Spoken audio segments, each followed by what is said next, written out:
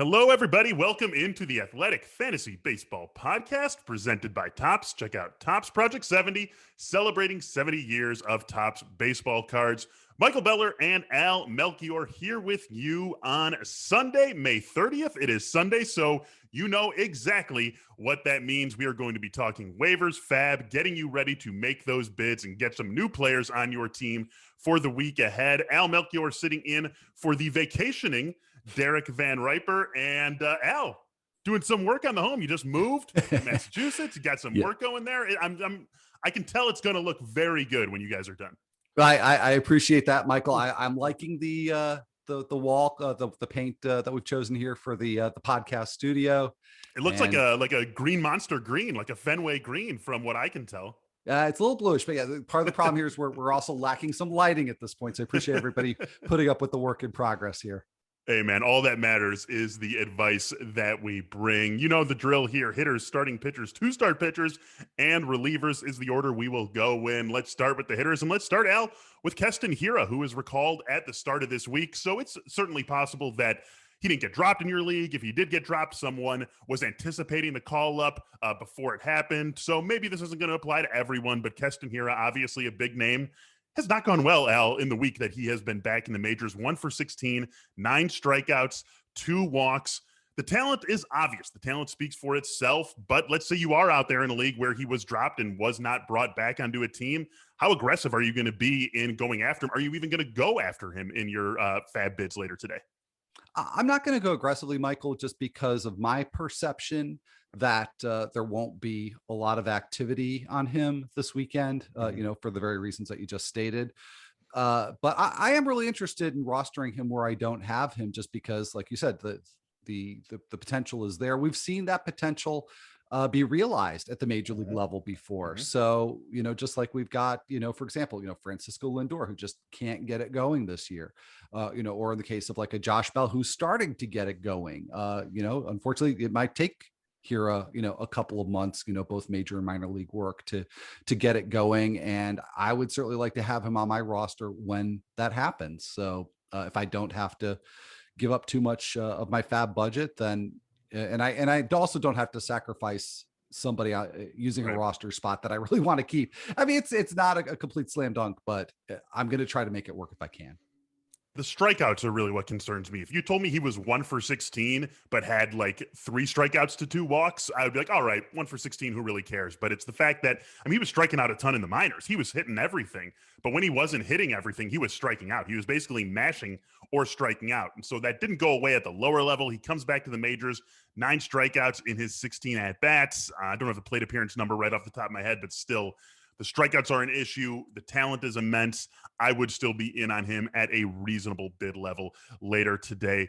Zach McKinstry activated from the IL on Saturday. Went over 3 in his return. Results don't really matter. The fact that he is back is what matters here. And I think he's got a line on regular playing time, Al. AJ Pollock, Corey Seager, they are both on the IL. We know Cody Bellinger is back in the mix for the Dodgers. But with those two guys out, Pollock and Seager, you've got Gavin Lux shifted over to short. You've got an everyday spot for Chris Taylor at second base. And I think that leaves an outfield spot open for McKinstry to have most of the time. Are you in agreement with me there? And if you are, how aggressive are we on McKinstry today? I want to be in agreement with you because of the options that the Dodgers have. I think McKinstry would be the best one to have in the lineup most often, but largely because it is the Dodgers and because they've structured their roster such that they have a number of players that they can move around to different positions. I don't trust the playing time for McKinstry. You still do have Matt Beatty in that mix. He should be playing at least some against righties. You've got Tsutsugo, who was recently acquired, who's been playing a fair amount lately. So yeah, I don't see that any one of those players would necessarily just run away with regular playing time, just because how many times have you seen that on a Dodgers roster in the last like 3 years or probably longer, where, that eighth or ninth, that eighth hitter in the lineup rather, just plays 5 games a week. It's just, I'm not sure we've seen that. So I'm not sure we're going to see it now. It just kills you how they can put really any of those guys, Beatty, Yoshi Sasugo, or Albert Pujols at first. You shift Muncy over to second. You push Chris Taylor into the outfield, and there goes the spot for McKinstry. I think I still want to be in on him though, because I think he's going to get the most playing time in the Pollock Seager spot. And I think he can do plenty of damage in that lineup with that amount of playing time. So maybe you're not as aggressive on the bid for him, but I think someone who should still be on your radar later today, unless you are just totally flush across the board at the offensive positions. Brad Miller, this is a guy who should be very popular, I would think, this week. He was probably a little bit popular last week. I actually grabbed him in Tout Wars last week. Love the flexibility, eligible at first, second, third, and in the outfield. And he has brought that not only into fantasy world, but in real life. Last 5 games for Philly, he has started all of them, and he has started them in 1 in right field, 1 in left field, 1 at third, 1 at second, 1 at first. So he's doing it in real life too, and quietly having a very nice year, hitting 296, 361, 490 going into play on Sunday. I think this is one of the best guys to go after, regardless of what your needs are this weekend. I agree with that. And it sort of reminds me a few weeks back when I think probably on Fantasy in 15, I was talking with Derek Van Riper about Chris Taylor not being rostered in enough leagues, having that similar flexibility, and kind of scratching my head. So I'm not sure why it's taken us as a community this long to get in on Brad Miller, because it's really not just now that he's starting to play regularly. It's been at different spots during the season so far. So he's always had the power tool, and he's got the playing time now and for the foreseeable future. So he's potentially an option in 12 teamers and absolutely in anything that's deeper. Yeah, I was I missed I was a little out of the loop while I was on paternity leave, and then I was really getting back into it last week. And when I was making my Tout Wars bids, I was sort of surprised to see him sitting there in a league as sharp as Tout Wars, a 15-team league where we obviously have the 5 outfielders and a corner infielder and a middle infield spot. And I went looking after that just because I was surprised to see him, and learned that it wasn't actually that uncommon for Brad Miller to be available. We're seeing that roster rate really pick up. And I think after this week, the fact that he is still hitting as well as he is and really is a everyday player for the Phillies with minor exceptions, I do think that we're going to see that pick back up here this weekend. Johan Camargo, let's talk about him for a second here.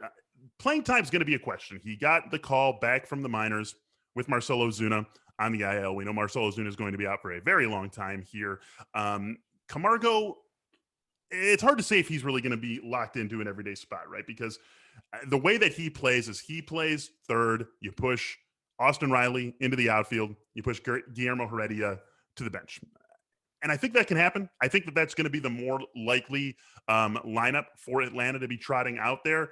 But I wonder how often is it going to be, and is Camargo going to do enough with the opportunity to be worth it in the fantasy world? I like him if you are needing a second baseman, third baseman, middle infield, corner infield, whatever you look for.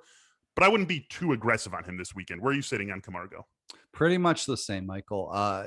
And I think that 18 homer season, I can't remember, 18 or 19, whatever it was, a couple years ago, looked a little fluky at the time. It definitely stands as an outlier. And without even that sort of moderate level of power, I'm not really sure what he gives you. And there is a little bit of playing time uncertainty there. I think the one thing that helps is that he would be, as you mentioned, second base or middle infield eligible. That's a hard spot to fill in a lot of leagues.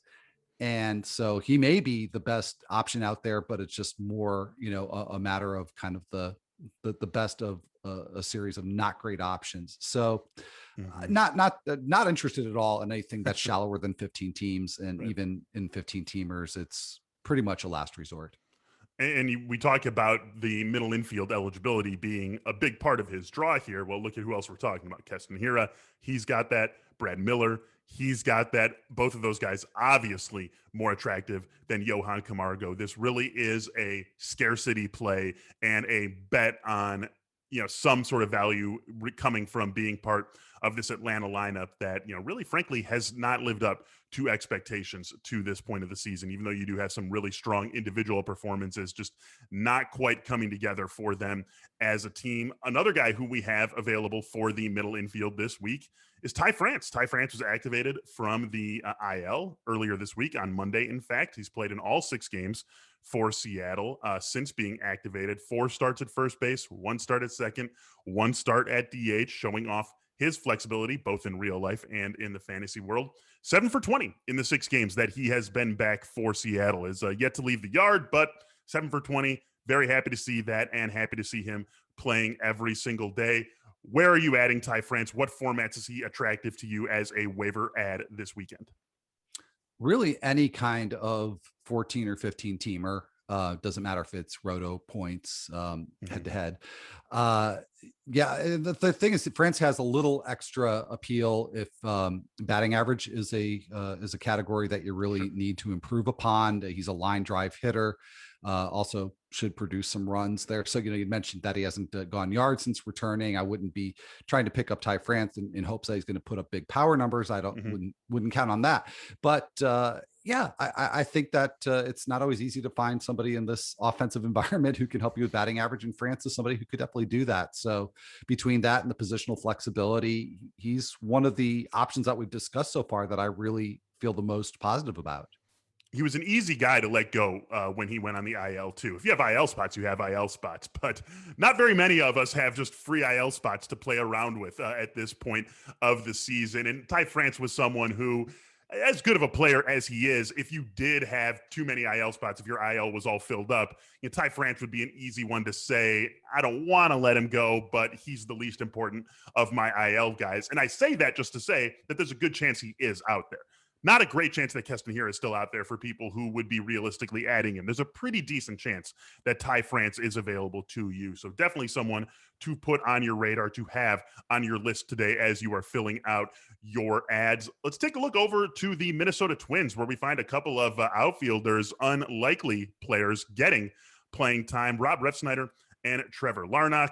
These two guys both getting enough time in the outfield to be reasonable ads in, I would say, at least 15-team fantasy leagues. And I think the big thing here, Al, is it's probably not going to change anytime soon. We know Byron Buxton still dealing with that hip issue, not yet ready to start a rehab assignment, really not even ready to say when he'll be ready to start a rehab assignment. Then we have Rocco Baldelli. It was yesterday or Friday where he came out and said that Luis Ariz is still weeks away from returning to the field. And so I think that means that Refsnyder, and Larnach are going to have a beat on playing time. Not every single day, but enough that we can talk about them as players to add this weekend. Where are you thinking about adding these two guys?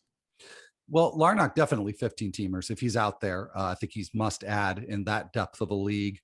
Refsnyder is a bit more difficult because he obviously has never done anything offensively like what he's done so far. Yes. There's a relatively small snapshot so far, but he's backing it up. I mean, he's barreling the ball, hitting with actual power. So, even though he's at that age where it's very easy to dismiss any kind of small sample change, sometimes we get burned when we do that. So he's certainly a must add in a league where it's just hard to find players with regular playing time. And you might actually just luck out and get somebody who's actually going to do more than just kind of put up empty stats. But my 15 teamer, it's highly doubtful that I'm going to bid on Refsnyder. Like I said, Larnach, if he's out there, I will certainly bid on him in 15 teamers. I'm not quite there with him yet in the 12-team leagues. All right. Well, how about Donovan Solano as someone to bid on beyond NL only? I think his value in NL only is pretty obvious. We know what sort of player he is. I think the thing that is boosting him a little bit is that, we are, June is on Tuesday. Al, we're into June this week, and this Giants team doesn't seem to be going away. I don't think that we're going to be talking about the NL West as a 3-horse race come September, but I think 2 months into the season, we can take this Giants team as basically at face value as at least a wild card contender for the in the National League. And maybe they make a move and they do stick with the 2 best teams in the NL, the Padres and the Dodgers, and make it a 3-horse race in the NL West. I don't know if that's going to happen, but they at least deserve our respect as being a quality team with a quality offense. And that's what takes us back to Donovan Solano, a guy who is going to play basically every day, who brings the flexibility that Solano brings, second, third, and short eligibility. is going to, I think, drive some value because of that environment around him. So, homers in 2 of the last 3 games, 6 for 21 in his last 6 games. Do you have interest in him in mixers, or is this an NL only guy, even despite the Giants lineup that he's got around him? He has been a mixed league guy to me for at least a couple of years now. So NL only is just, if he's out there, I mean, he's got to be snapped up immediately. But he's clearly, for me anyway, in the picture for 15 teamers as well. And I could sort of think of him as the Ty France of the National League, because he too is a line drive hitter. He's been a BABIP hero for the last couple of years. It's something that has sort of defied belief in terms of how high the batting average has been, but he's continued to do it, and with a batted ball profile that really does support it. So Solano is somebody who could easily hit 290, 300 rest of season. The homers, two of the last 3 games, don't expect that to continue. No. Again, kind of said the same thing about Ty France as well. Yeah. But I think the only sort of negative I can bring in discussing Solano in reference to what you were saying, Michael, about the Giants being contenders, is that part of his appeal a year ago and maybe the year before was that he was hitting pretty high up in the order pretty regularly. And I don't know that we're going to see that this year. So that does put a little bit of a damper on Solano's value, but I still like the batting average potential for him. So 15 teamers for sure. Giants are an unlikely contender here this 2021 season. The Tampa Bay Rays, an incredibly likely contender. Leagues that you and I play in the industry, Wander Franco, Vidal Brujan, they're already going to be on teams at this point. Long-term keeper leagues, dynasty leagues, obviously they're on teams, but we've got a wide range of listeners and viewers here at The Athletic. So talking to the people who maybe can just go out and grab Vidal Brujan or Wander Franco right now, or really any other prospect you would maybe want to make an argument for, not that you have to, is this a good time to do it? Do you think this is worth sacrificing a roster spot to speculate on those guys? Maybe they are up sooner rather than later. I think it's something you have to look at this time of year. And as you were saying, people play in a variety of formats, different depths. So there's not one size fits all advice, but I think the one thing that applies to everybody is that it's worth looking at, seeing what you would have to sacrifice to do it. And just a disclaimer here that this advice is coming from somebody who drafted Wander Franco in a 12 team or the 12 team tout wars and has been stashing him all along here. So I just figured this is somebody who, when he comes up, is going to be a difference maker. If you've built a nice roster, if you're hanging in there at this point, this is somebody who could push you to the next level. So, and I think the same is true for Brujan. And maybe true for a pitcher like Jackson Kowar or Josiah Gray. So now is the time to see if you can make those moves without sacrificing somebody that you also feel like you could or you will need going forward. Al, I've been sitting on Wander in my 15-team Tout Wars mixer, so we'll have to do like a virtual thousands of miles apart from each other cheers if and when he gets the call, because I think both of us would welcome having Wander Franco available to us. Manscaped is back with its new trimmer, the Lawnmower 4.0. What makes this trimmer different than all other trimmers? It's not the fact that the ad copy makes you think of Passover. It is the fact that there is a new multifunction on-off switch that can engage a travel lock created for people who like to travel. Lawnmower 4.0 also gives you the ability to turn on an LED spotlight when you need a more precise shave. You can customize your trim all over with different guard length sizes 1 through 4, things waterproof, wireless charger. It's basically the best tool in the grooming game. And right now you can get 20% off and free shipping with the code FBIN15 at manscaped.com. That's 20% off and free shipping at manscaped.com with the code FBIN15. Unlock your confidence and always use the right tools for the job with Manscaped. So we know Topps is the presenting sponsor of the Athletic Fantasy Baseball Podcast. Topps.com and Topps Project 70 are celebrating the 70th anniversary of Topps' very first baseball card design with a new program that pushes boundaries while paying homage to the company's heritage. Project 70 has brought together creators of all kinds for this extraordinary set. Graphic designers, tattoo and graffiti artists, animators, illustrators, painters, and even a jeweler make up the artist roster, which includes names like Snoop Dogg, Action Bronson, Ben Baller, Jeff Staple, Tyson Beck, and Alex Pardee. Each artist will select their own MLB players and Topps designs from any year to craft a unique story. Ever want to know what Babe Ruth or Mickey Mantle would look like in a 1980s Topps design? How about Fernando Tatis Jr. in a classic template from the 1950s? Now you can find all of that out. 3 new cards launch daily all year long on Topps.com and are available for 70 hours before they are gone for good.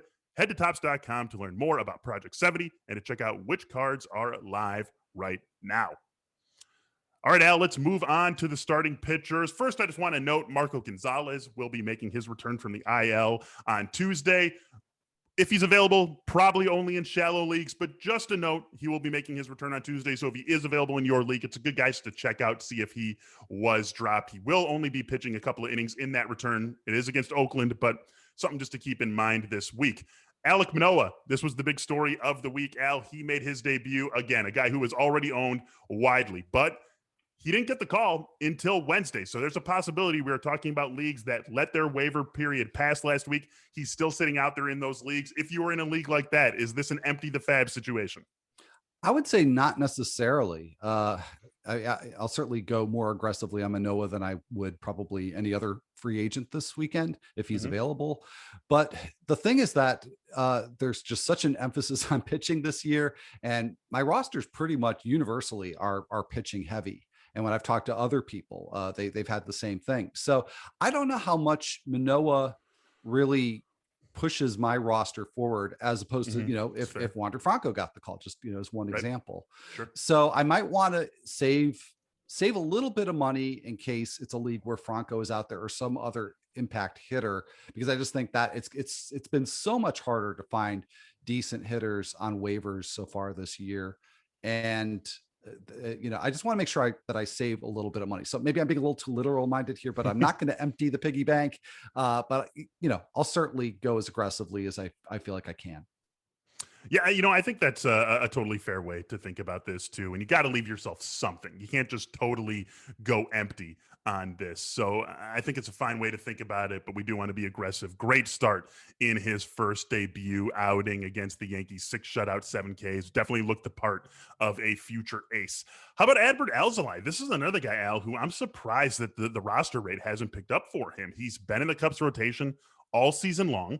He's someone who we knew at least a little something about coming into the season. It's not like he was this total unknown. We knew he had something of a ceiling that would turn him into a, at worst, 15-team mixed relevant sort of guy. And he's been, I would say, even better than his biggest stalwarts could have anticipated him being. 3.81 ERA. The whip still is south of 1. Right now it's at 0.93, and that was after arguably his sloppiest start of the season, his last time out when he had a base runner and a half per inning, 51 strikeouts, just 10 walks on the season in 49 2/3 innings. And if you go back to last year, you're looking at a guy who over his last 15 appearances, which include 13 starts, has a 3.55 ERA, a whip directly on 1, 80 Ks, in 71 innings. I mean, I think we've seen enough from him. I'm surprised that we're still talking about a guy who's about 30% rostered across the fantasy world. I think he should be just universally on a team. Where are you on Alzolay? I'm with you. And I'm not sure I understand why this is the case. And on Fantasy in 15, every week we do, actually every show we do a streamer segment.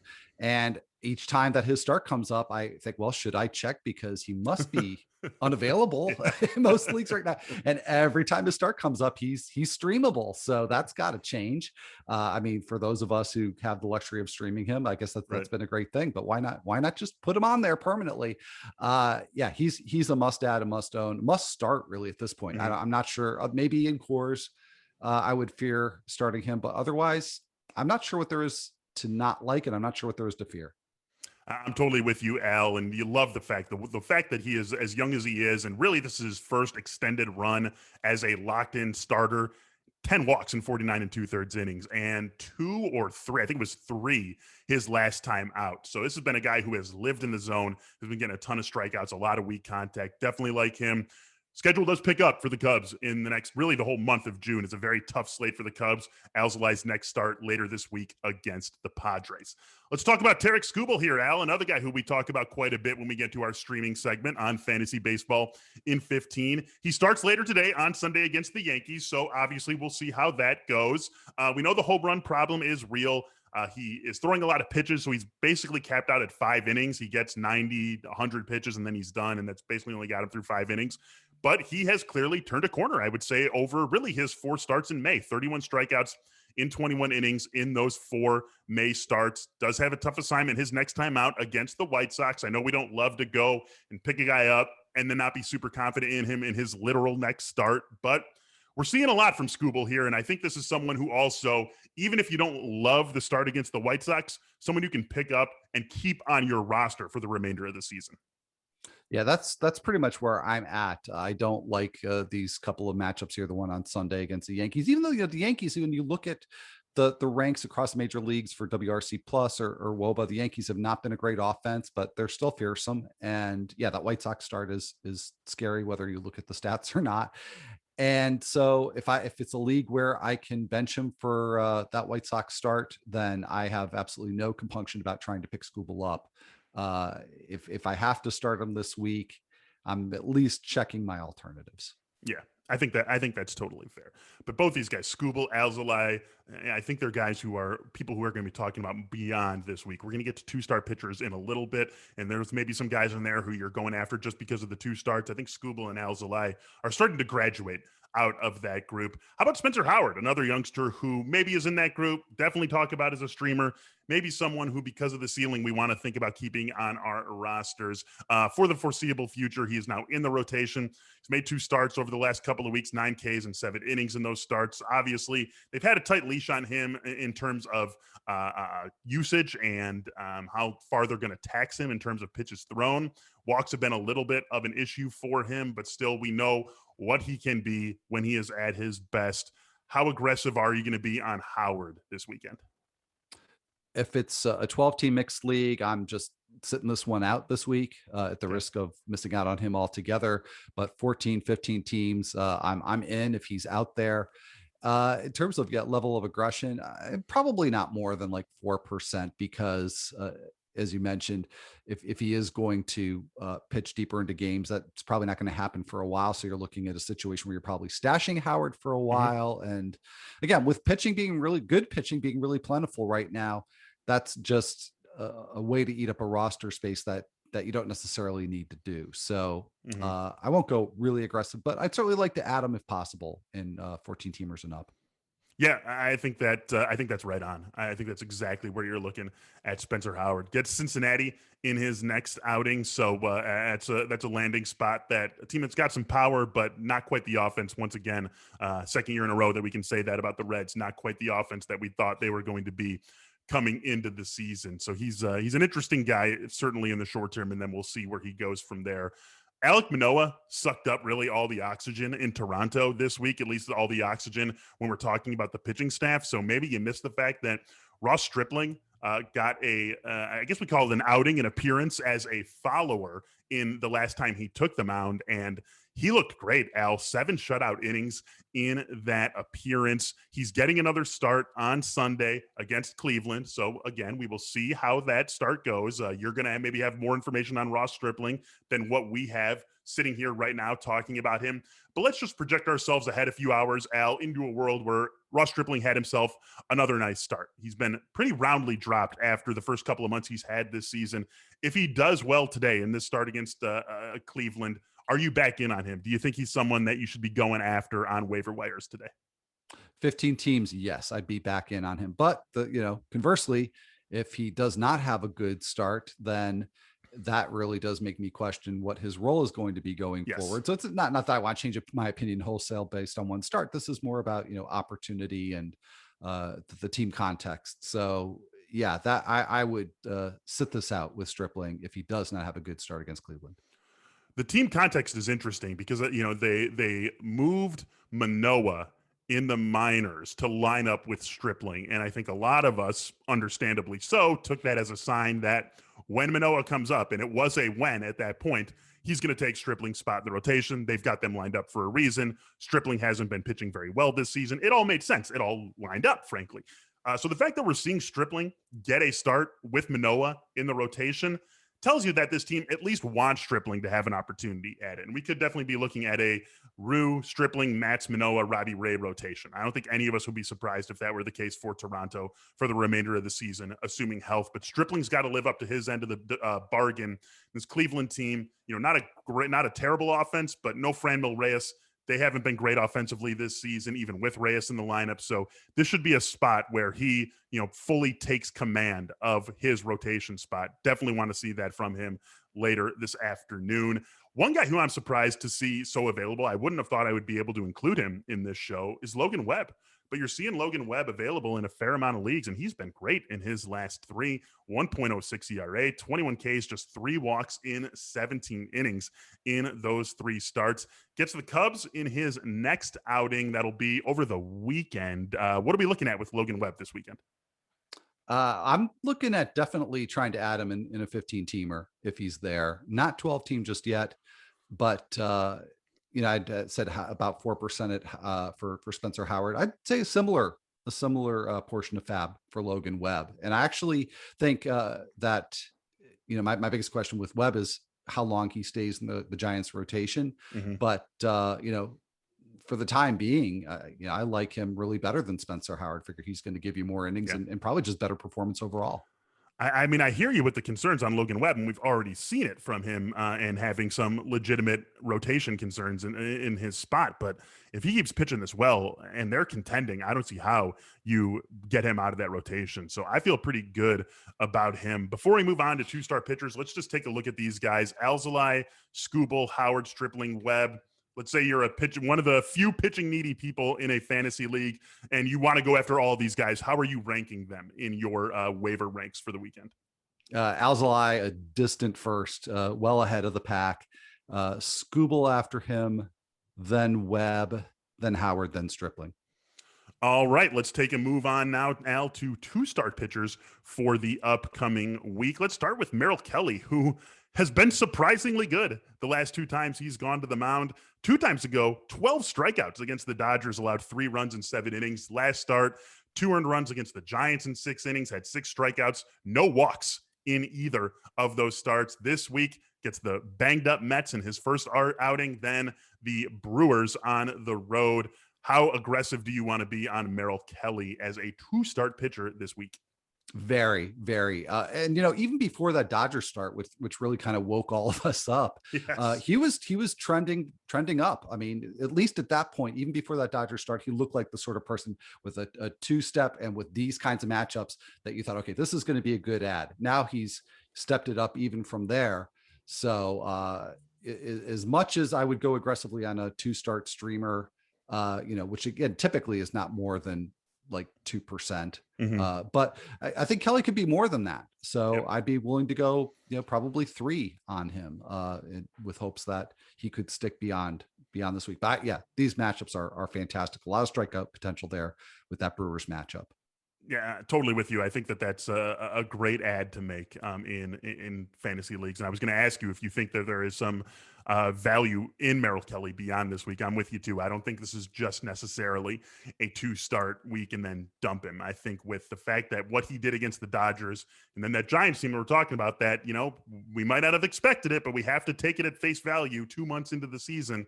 2 strong starts against teams like that, 18 strikeouts, no walks in those 2 starts. Got to feel pretty decent. And if he can back that up against, 2 softer offenses in the Mets and the Brewers this week, I don't think you're going to want to be getting rid of Meryl Kelly if he comes through for you. How about Wade Miley? He was originally slated to make his return from the IL today, Sunday, against the Cubs. He's been pushed back to Monday, but no concerns there, really just lining things up in a way, not like he had a setback or anything. So let's assume that activation happens. He'll get 2 starts, first one against Philly, second one against St. Louis. Was pitching pretty well before he went on the IL, a 3.5 ERA, 1.08 whip, 34 Ks in 43 2/3 innings. Wade Miley, is this an easy ad across the board here? I wouldn't say easy. And I should distinguish between adding and starting. I actually think, he is a pretty easy ad. I'm not sure I'm going to start him this week. I have him in a 12-teamer, and he's in the discussion. If he were not coming off the IL, he'd be an automatic start for me in a 12-teamer. But I do worry about a pitcher, particularly one who works more with finesse than being a dominator. um, coming off an injury and just wondering how deep he might go in that first start, how effective he might be. So it's going to be a weigh my options scenario with Wade Miley, but he's in that discussion even for 12 teamers. Yeah, I think that's fair. I think that's really the perfect way to say it with the return from the IL. Excuse me. You also have a very hot St. Louis team looming over the weekend for him. This is a team that doesn't necessarily have the greatest offense in the league. They've only got like a +12 run differential despite being 30-22, but they are among the hottest teams in baseball right now. Something like 6 or 7 straight wins for that team. So could be facing a tough matchup at least over the weekend against the Cardinals. Let's move over to Kansas City, Al. You were going crazy for Mike Minor on an episode of Fantasy Baseball in 15 earlier this week, wondering where the love for him is. And, you really pointed me in his direction, the fact that he does deserve more love than he's received this season. Both he and Brady Singer getting 2 start weeks and pretty solid landing spot for these guys. Great matchup to start the week against Pittsburgh. And then Minnesota over the weekend. This team definitely still has some pop, but not quite the Minnesota team that they've been in recent years. How do you feel about these guys? I know you want Minor. Tell me how much you want Minor, and do you also want Singer? I want them both. And I realize, we've got limited rotation spots here, so that there's going to have to be some rank ordering here. I would slot both behind Kelly in terms of priority, but I would slot both ahead of Wade Miley, again, because of my concern of him coming off of the IL. And I actually like Singer a little bit more than I like Minor. What? The Mike Minor apostate over here. I do. You're right. I really do like Mike Minor. In the context of that discussion we had was that I don't think that Mike Minor is a must start. Definitely not in one start weeks, but somebody that doesn't get enough due in this precise kind of situation here with 2 starts, with pretty good matchups. So this is somebody that if you can, you start them with these kinds of matchups. But again, I would prioritize Kelly and Singer ahead of him. So that's the only reason I would pass on Mike Minor this week. Yeah, really like that matchup with Pittsburgh. Even if that Minnesota offense is firing on all cylinders, you will take that to get a matchup against the Pirates. We've got a similar discussion here for David Peterson, who will take the ball on Monday against Arizona for the Mets, and then over the weekend in San Diego against the Padres. Doesn't matter where the San Diego team's playing, they are dangerous. We know that's a bad start. Is the Arizona matchup good enough for you to absorb the San Diego matchup for David Peterson? Well, I think it is, but this is, again, just more an issue of a numbers game with having some really good options this week. That's not always the case. In another week, Peterson might be a must add, might be somebody I'd consider in a 12 teamer, but he falls to the back of the line in terms of the options that we've discussed so far. So if he's available out there in 15 teamers, I am all over it. But otherwise, I'm putting my priorities elsewhere. I think that's a fair way to talk about him, and I think that's probably a fair way to talk about Jorge Lopez. This is, for me, totally a contingency bid. I've got bids in for Kelly, Miley, Minor, Singer, and Peterson. Somehow I miss out on all of them, but I still want 2 starts. I look at Jorge Lopez. I see matchups against Minnesota and Cleveland. I'm not necessarily running away from them. It still, though, is A, a matchup play, B, a contingency. I don't get anyone else, and C, I really feel like I need the 2 starts because it's not like Jorge Lopez is blowing anyone away. If you can check all those boxes, I think you can throw something in for him. If you can't, I think you take a pass. Are you of any different mind on Jorge Lopez? Nope, you spoke my mind. You spoke my mind totally there, Michael. All right, beautiful. Well, then let's move on to 4 guys here. Now, I could see liking any of these 4 guys better than Lopez, maybe better than Peterson, but very tough 2-step for all 4 of these guys. You've got Jameson Taillon. He gets the Rays and then the Red Sox. Drew Smyly gets Washington and then the Dodgers. Garrett Richards is at Houston and at the Yankees. Trevor Williams versus San Diego at San Francisco. Not an easy matchup in that bunch for any of those guys. So can you make an argument for any of the 4? You don't have to argue for all of them, and you could say, you know what, they're all a pass. But is there anyone out there of that group of 4 that you look at and say, even with these matchups, I want to make a play for him? The only one I would consider doing that for is Taillon. And yeah, those are tough matchups at home for him. Again, Yankee Stadium, that's not necessarily a plus.